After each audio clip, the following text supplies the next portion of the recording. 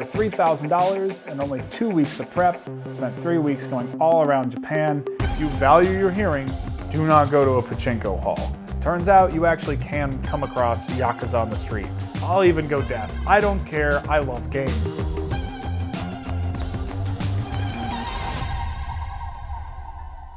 I'm a whole week into this trip, and finally today, Monday, November 2nd, 2015, I did it. I slept in.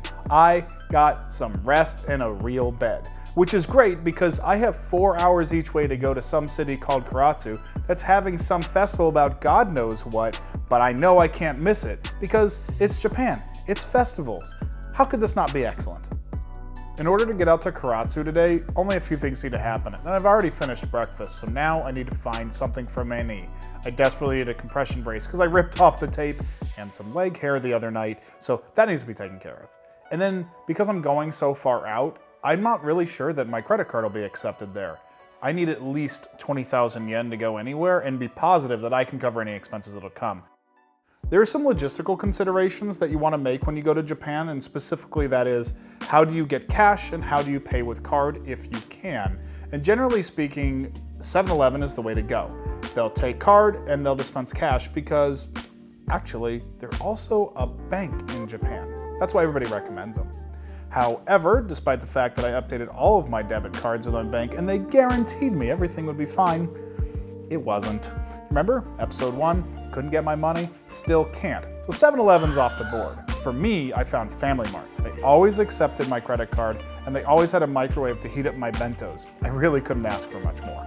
Today though, all failed me. So what do you do when a convenience store won't let you pull cash? Well, the Japan post office is the way to go. So I figure I'll find one. Nope. 2. No. It took 3 post offices to find one that finally let me have my cash, but thankfully, it's through these machines that are generally off to the side, so you don't have to wait in line with everybody else. So it's usually pretty quick in and out, if it's not, 13 blocks the direction I don't need to be going right now. Cash was the last thing I needed, so now it's train time. 4 hours of train time. And while it is a JR rail train, this one seems to be a lot slower, a lot less comfortable, and just happy to take its time. Leaving the train station has a few blocks that aren't festival, but pretty much everything for 20 blocks long is festival. We're talking both sides, vendors everywhere, tons of people milling about. They're not all open yet, but I am hungry, so somebody's got to be able to take my money. When it comes to food in a place you're not terribly familiar with, you can again generally trust your gut. If it looks savory, it's probably savory.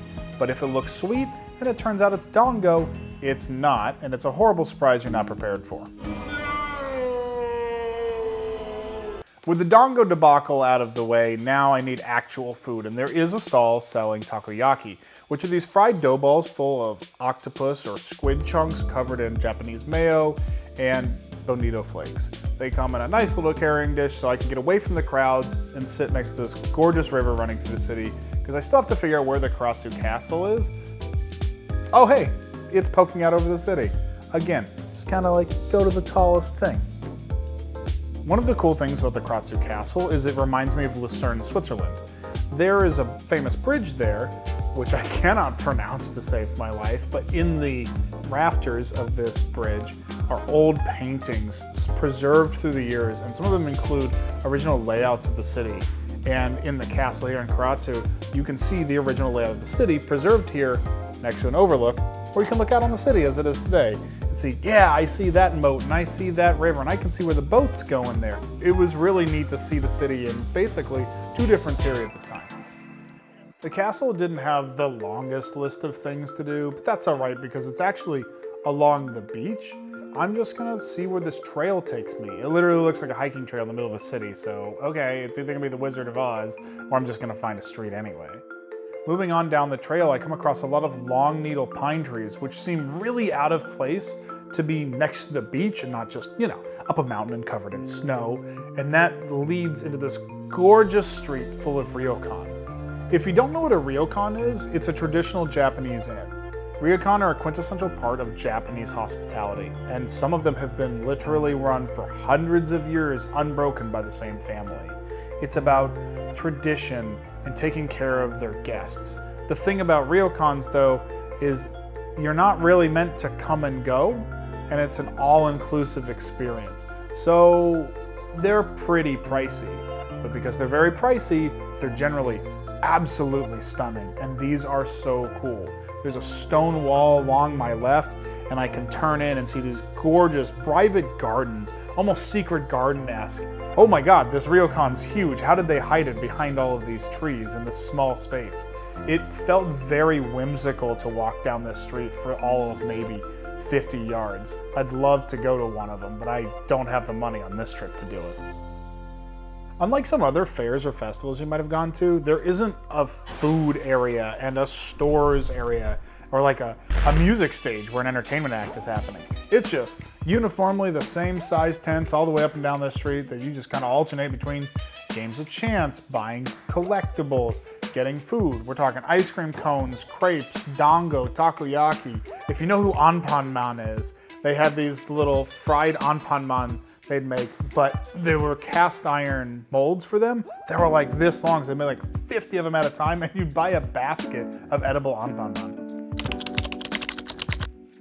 Anpanman is a character from, I don't know what his origin is, but he is used in advertising everywhere. They'll put him in different outfits for whatever the local area is, and definitely on all kinds of kids things. So to be able to get a basket of edible anpanman, and they're pretty tasty. It's fried dough. You can't really go wrong with that. From my experience in America, there are all kinds of festivals, fairs, celebrations, etc. that happen that generally are there for a specific purpose, but most people that I know that go don't care about the purpose. They're there for the food or the cheap beers or whatever the case may be. What I loved that was preserved in this festival was that all the arms of streets full of vendors and all these things converged on the Karatsu shrine. It really was the heart of the festival. You could tell everyone eventually made their way to the shrine to either observe it or pray. Everyone did. It wasn't just about the food. What originally stuck out to me about this festival in particular is the celebration involves about a dozen of these incredibly intricately carved floats. Samurai heads, fish, dragons, all kinds of neat stuff. And I've only seen one of them. I would think you'd have a whole parade of them, but I'm not sure where. And it turns out, once I consult the pamphlet, that's tomorrow. So I'm really early to the party. I could stick around and go to bars or restaurants, but that's gonna honestly cost me too much money. So I'm gonna get back on the train. 2 hours back to Fukuoka gives me more time to jump back into my book because I'm not ready to go to bed yet. I slept in too much. I've got too much energy. And it looks like that Fukuoka is in fact the last real bastion of Yatai in Japan. Yatai are these small street-bound restaurants with maybe 4 to 8 seating and one chef, usually a very family or friends affair. And they're in a central walking part of the city. After getting off the train in Fukuoka, I'm so grateful that I have the compression brace. I legitimately feel like I don't have to worry about losing the trip at some point where my knee will just finally give up on me. So we're gonna go find the Yatai.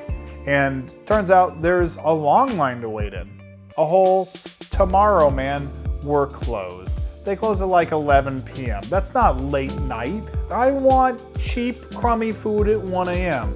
What I'd learned later from some of my Japanese friends is that they actually do stay open. It's just once the chef or whoever's running the Yatai is done serving the public, they'll usually bring in their friends and family and have a private affair. So when I stuck my head in to see if they were open, they waved me off, and it was pretty clear that I wasn't welcome.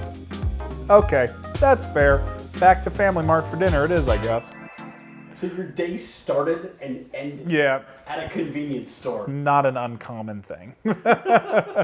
It's late at night. I'm sitting on an island in the middle of a river eating my bento all alone, staring longingly at the Yatai that won't let me in. I think it's probably time to end my night on that note. But honestly, I can't say no to this absolutely deafeningly loud storm of sounds coming out of this door. I bet it is. It's a Pachinko Hall. If you don't know what Pachinko is, it's basically a giant pinball game with a ton of pinballs all at once.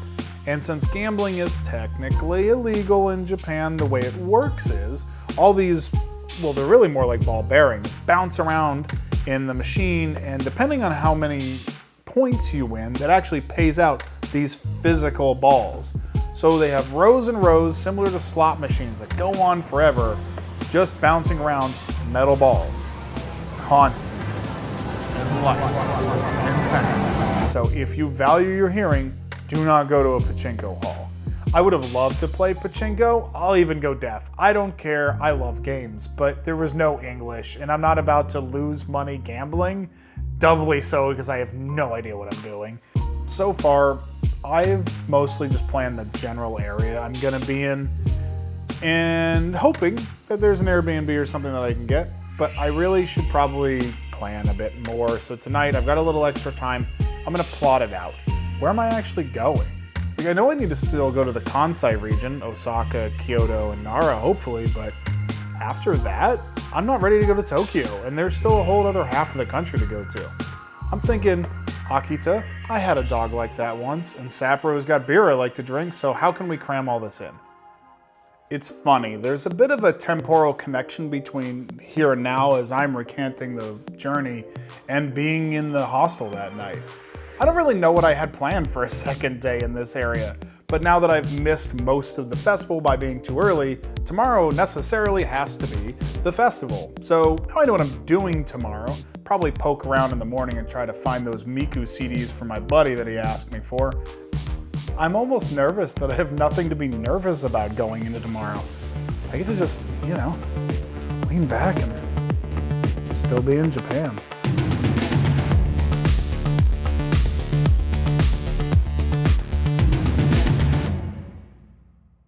Today was just, I went to a city and I wanted to see a thing. I didn't really have a ABC plot. Even the Dongo experience stands out extremely strongly for me as one of my starkest memories of the day. And it was literally just, I picked a food and thought it was one thing and it wasn't. Like, that was about it. But it's such a strong memory. It kind of speaks to an almost mundanity of the experience. But a lot of that is what it ends up being, especially on extended trips, where you're just living in a different place. And those things will be what you remember.